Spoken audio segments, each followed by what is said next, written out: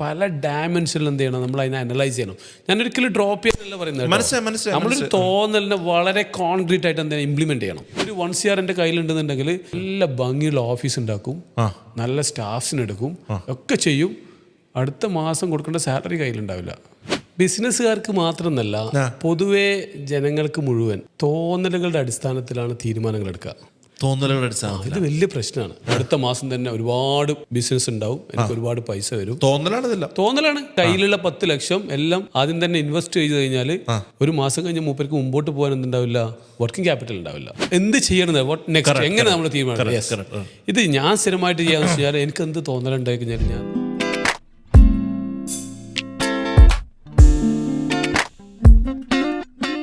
മറ്റൊരു പോഡ്കാസ്റ്റിംഗ് എപ്പിസോഡിലേക്ക് നമ്മുടെ എല്ലാ സുഹൃത്തുക്കൾക്കും സ്വാഗതം. നമ്മുടെ ഈ ഒരു ചാനലിൽ എപ്പോഴും വളരെ വ്യത്യസ്ത രൂപത്തിലുള്ള ആളുകളെയൊക്കെയാണ് നമ്മൾ കൊണ്ടുവരുന്നത്. ഇന്നത്തെ അതിഥിയെ ആദ്യം ഒന്ന് ഇൻട്രൊഡ്യൂസ് ചെയ്തിട്ട് നമുക്ക് സബ്ജക്റ്റിലേക്ക് കിടക്കാം. ആദ്യം നമ്മൾ അതിഥികളെ ഇൻട്രൊഡ്യൂസ് ചെയ്യുന്ന സീനുണ്ട്. അപ്പോൾ മാഷ് ഫസ്റ്റ് എപ്പിസോഡാണല്ലോ. സാലിഹ് മാഷ് ഒരു CA-കാരനാണ്. 13 വർഷം CA എക്സ്പീരിയൻസ് ഉള്ള പേഴ്സണാണ്. IAM-ൻ്റെ മാനേജിങ് ഡയറക്ടറാണ്. IAM എന്താണെന്നൊക്കെ നമുക്ക് പറയണം. അതിനേക്കാളുപരി ഒരുപാട് തോട്ട് പ്രോസസ്സുമായിട്ട് നടക്കുന്ന ഒരു പേഴ്സണാലിറ്റിയാണ്. ശരിയല്ലേ? ഞങ്ങൾ കണ്ട് സംസാരിച്ച മുതൽ അൽഹംദുലില്ലാ എനിക്ക് ഭയങ്കര സന്തോഷം. അതായത് നിങ്ങളിലുള്ള അറിവ് ഓരോ എപ്പിസോഡുകളായിട്ട് നമ്മുടെ ആളുകളിലേക്ക് എത്തിക്കാമെന്നുള്ളത് തന്നെയാണ് നമ്മുടെ ഇനി ഒരു യാത്ര. അപ്പോൾ എന്തായാലും അതിൽ നമുക്ക് രണ്ടുപേർക്കും പടച്ചവൻ ആ ഒരു കറക്റ്റ് പ്രോസസ്സിലൂടെ പോകാനുള്ള ശക്തി നമുക്ക് തരട്ടെ അല്ലേ? നോമ്പ് സമയത്ത് നമ്മൾ ഷൂട്ട് ചെയ്യണത് അല്ലേ? ഈ നമ്മുടെ ബിസിനസ്സുകാർക്ക് ഡയറക്റ്റ് ക്വസ്റ്റ്യനിലേക്ക് ചോദിക്കുകയാണെങ്കിൽ, നമ്മുടെ ബിസിനസ്സുകാർക്ക് ഒരുപാട് ഐഡിയാസ് ഉണ്ട് അല്ലേ? എല്ലാ ആൾക്കാരും ഒരുപാട് ഐഡിയാസ് നടക്കുന്ന ആൾക്കാരാണ്. പക്ഷെ എക്സിക്യൂഷൻ ലെവൽ എല്ലാവരും പാളിപ്പോവും അല്ലേ? ഈ ഇപ്പം മാഷിപ്പോൾ ഒരുപാട് ആൾക്കാരായിട്ട് സംവദിക്കുകയും ഇപ്പം CA തന്നെ 13 വർഷത്തെ എക്സ്പീരിയൻസ് ഉള്ള ആളെന്ന രൂപത്തിൽ അതിനെന്താണ് ഒരു പരിഹാരമായിട്ട് കാണുന്നത്? ബിസിനസ്സുകാർക്ക് മാത്രമെന്നല്ല, പൊതുവെ ജനങ്ങൾക്ക് മുഴുവൻ തോന്നലുകളുടെ അടിസ്ഥാനത്തിലാണ് തീരുമാനങ്ങൾ എടുക്കുക. ഇത് വലിയ പ്രശ്നമാണ്. തോന്നലുകളുടെ അടിസ്ഥാനത്തിലല്ല ശരിക്കും തീരുമാനങ്ങൾ എടുക്കേണ്ടത്. തീരുമാനങ്ങൾ എടുക്കേണ്ടത് യഥാർത്ഥത്തിൽ എന്താണ് സംഭവിക്കുക എന്നുള്ളത് നമ്മൾ മാക്സിമം മനസ്സിലാക്കുക എന്നുള്ളത്. അത് ഞാൻ സ്ഥിരമായിട്ട് പറയുന്ന ഒരു എക്സാമ്പിൾ ഉണ്ട്. നമ്മളിപ്പോൾ ബസ് കാത്ത് നിൽക്കുമ്പോൾ നമ്മൾക്ക് എപ്പോഴും തോന്നാറുണ്ട്, എൻ്റെ ഭാഗത്തേക്ക് ബസ്സുകളൊന്നും വരുന്നില്ല. കുറച്ച് അപ്പുറത്തെ സൈഡിൽ ഒരുപാട് ബസ് പോകുന്നുണ്ട് എന്ന് വിചാരിച്ചിട്ട് നമ്മൾ അപ്പുറത്ത് പോയി നിൽക്കുമോ? ഒരിക്കലും ഇല്ല. അത് തോന്നലാണ്. ഓക്കെ. അപ്പോൾ ഇതേപോലെ നമ്മളുടെ ബിസിനസ് ചെയ്യുമ്പോഴും, ഇനി ഇവൺ പഠിക്കാൻ ഒരു കോഴ്സ് എടുത്ത് പഠിക്കുകയാണെങ്കിലും, ഇനി വേറെ ജീവിതത്തിൽ എന്ത് ചെയ്യുമ്പോഴും നമ്മൾക്ക് ഈ തോന്നലുകളുടെ അടിസ്ഥാനത്തിലൊന്നും തീരുമാനങ്ങൾ എടുക്കരുത്. ഈ തോന്നലുകൾ നമ്മൾ എന്ത് ചെയ്യണം, റിയൽ ഫാക്ട്സുമായിട്ട് കമ്പയർ ചെയ്യണം. റിയൽ ഫാക്ട്സുമായിട്ട് മാറ്റണം. ഉദാഹരണം പറയണം, ഒരു ബിസിനസ്സുകാരൻ ഒരു ബിസിനസ് തുടങ്ങാൻ തീരുമാനിച്ചു. ആളുടെ കയ്യിൽ കുറച്ച് ക്യാപിറ്റൽ ഉണ്ട്. അത് വെച്ചിട്ട് ആള് എന്ത് ചെയ്തു, കുറച്ച് കാര്യങ്ങളൊക്കെ ചെയ്തു. ബിൽഡിങ് അല്ലെങ്കിൽ ഫർണിച്ചർ, ആ കാര്യങ്ങളൊക്കെ ചെയ്തു. എന്നിട്ട് റണ്ണിങ്ങിന് വേണ്ടിയിട്ട് ആൾ ഉദ്ദേശിക്കുകയാണ്, അടുത്ത മാസം തന്നെ ഒരുപാട് ബിസിനസ് ഉണ്ടാവും, എനിക്ക് ഒരുപാട് പൈസ വരും. തോന്നലാണ്. ഇതിന്റെ അടിസ്ഥാനത്തിൽ കയ്യിലുള്ള 10 ലക്ഷം എല്ലാം ആദ്യം തന്നെ ഇൻവെസ്റ്റ് ചെയ്ത് കഴിഞ്ഞാൽ ഒരു മാസം കഴിഞ്ഞ് മൂപ്പർക്ക് മുമ്പോട്ട് പോകാൻ എന്തുണ്ടാവില്ല, വർക്കിംഗ് ക്യാപിറ്റൽ ഉണ്ടാവില്ല. ഇവിടെയാണ് പ്രശ്നം. ഇത് ഈ തോന്നലുകളുടെ അടിസ്ഥാനത്തിൽ നമ്മൾ തീരുമാനങ്ങൾ എടുത്തു കഴിഞ്ഞാൽ അതിന്റെ കോസ്റ്റ് വളരെ കൂടുതലാണ്. ഞാനൊരു ഉദാഹരണം പറയട്ടെ. തോന്നലുകളുടെ അടിസ്ഥാനത്തിൽ തീരുമാനം എടുത്ത പാളിപ്പോൾ ഞാൻ ഈ ഓഫീസ് തുടങ്ങിയപ്പോഴേ എൻ്റെ കയ്യിൽ ഒരുപാട് ഐഡിയാസ് ഉണ്ട്. കറക്റ്റ്. ഇപ്പം മാഷ് പറഞ്ഞപ്പോഴാണ് ഞാനത് റിലേറ്റ് ചെയ്യുന്നത്. ഒരുപാട് ഐഡിയാസ് എന്ന് പറഞ്ഞാൽ ഇത് അങ്ങനെ വേണം, അവിടെ ഇങ്ങനെ ലൈറ്റ്, മറ്റേത് ക്യാമറ എന്നൊക്കെ ഒരുപാട് ഐഡിയാസ് ഉണ്ട്. പക്ഷേ അതിന് ആ തോന്നലുകളുടെ അടിസ്ഥാനത്തിൽ ഞാൻ ഇൻവെസ്റ്റ് ചെയ്തായിരുന്നെങ്കിൽ ഉണ്ടല്ലോ അതിന് പാപ്പരായപ്പോ അല്ലേ? എല്ലാ ബിസിനസ്സുകാർക്കും സംഭവിക്കുന്നത് ഇതായിരിക്കും ഒരു പക്ഷേ. അതെ ഞാൻ പറഞ്ഞു, ബിസിനസ്സുകാർക്ക് മാത്രമല്ല, വളരെ വൈഡായിട്ട് എല്ലാവർക്കും സംഭവിക്കുന്ന കാര്യങ്ങളായത്. തോന്നലുകളുടെ അടിസ്ഥാനത്തിൽ തീരുമാനങ്ങൾ എടുക്കുക ഒരിക്കലും പാടില്ല. അപ്പോൾ എന്ത് ചെയ്യണത്, നെക്സ്റ്റ് എങ്ങനെ നമ്മൾ തീരുമാനം.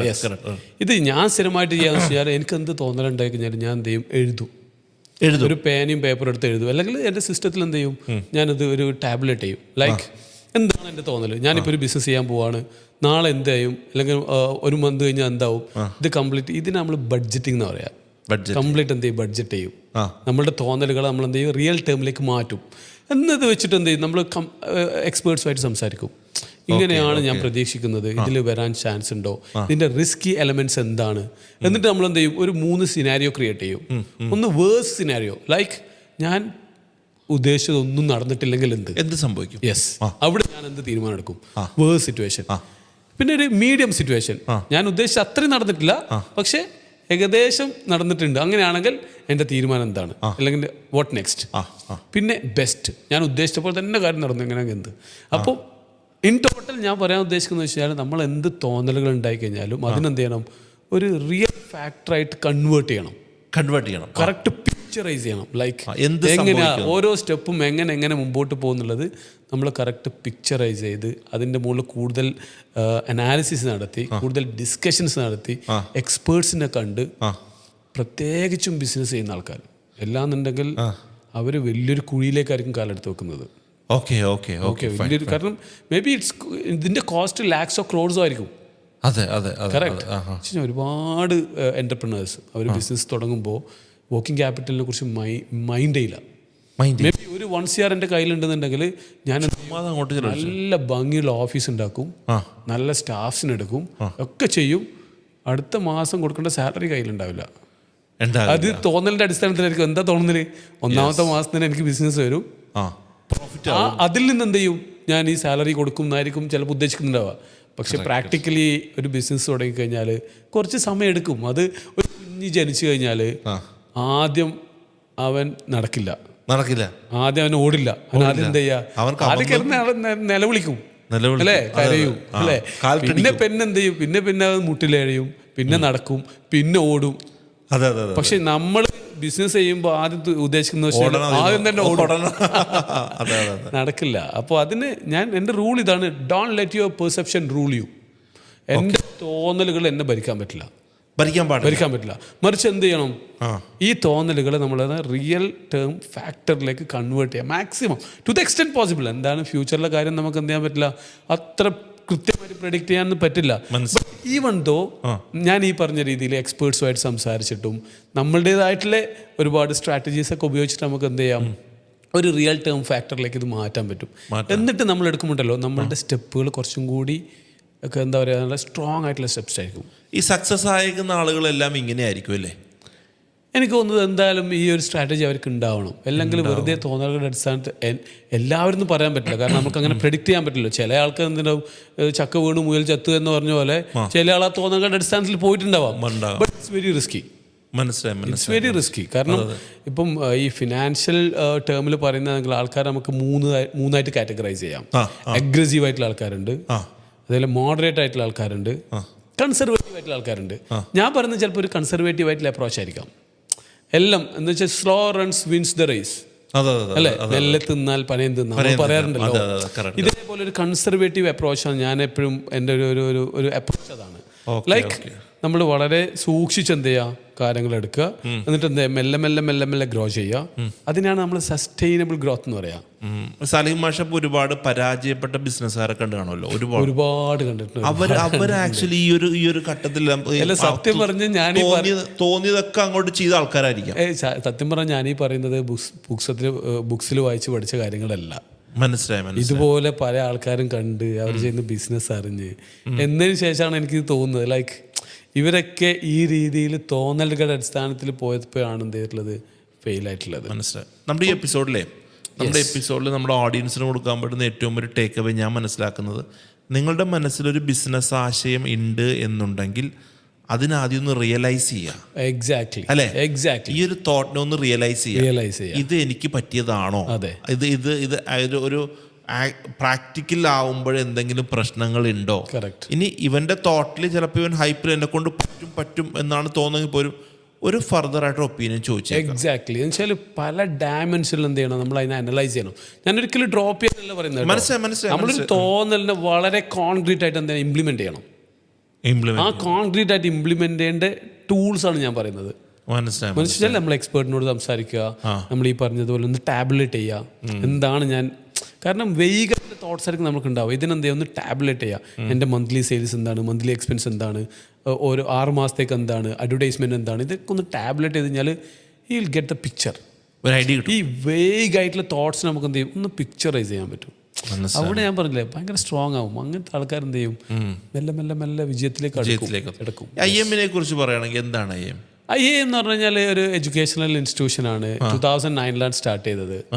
നമ്മൾ അവിടെ കൊടുക്കുന്നത് ഫിനാൻഷ്യൽ പ്രൊഫഷണൽ കോഴ്സസ് ആണ്. Chartered accountancy, ACCA, CMA.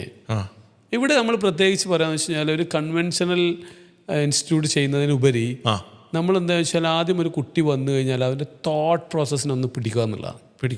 നമ്മൾ പറയല്ലേ നിലൊരുക്കുക എന്ന് പറയാറില്ലേ, വിത്തിടാൻ വേണ്ടിയിട്ട് നമ്മൾ ഉഴുത് റെഡിയാക്കണം. അതുപോലെ നമ്മൾ എന്താ വെച്ചാൽ ആദ്യം ഈ കുട്ടിക്ക് വേണ്ട ക്ലാസ്സസ് ട്രെയിനിങ് ഒക്കെ കൊടുത്തിട്ട് അവൻ്റെ നിലമൊന്നും എന്ത് ചെയ്യും നമ്മൾ റെഡിയാക്കും, ഉഴുതണം. ആ ഒരു അറ്റ്മോസ്ഫിയർ നമ്മൾ ക്രിയേറ്റ് ചെയ്യും.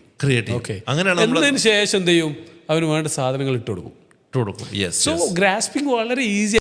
അതിലെനിക്ക് പറയാനുള്ളത് എന്താ അറിയോ, പഠിക്കുന്ന കുട്ടികളോട് എനിക്ക് പറയാനുള്ളത്, നിങ്ങൾ എന്താണോ പഠിക്കുന്നത് വേൾഡിൽ ഏറ്റവും ടഫസ്റ്റ് ആയിട്ടുള്ള ഏറ്റവും ചാലഞ്ചിങ് ആയിട്ടുള്ള കോഴ്സ് ആവട്ടെ, ആദ്യം you believe that tomorrow you are going to be a chartered accountant or ACCA.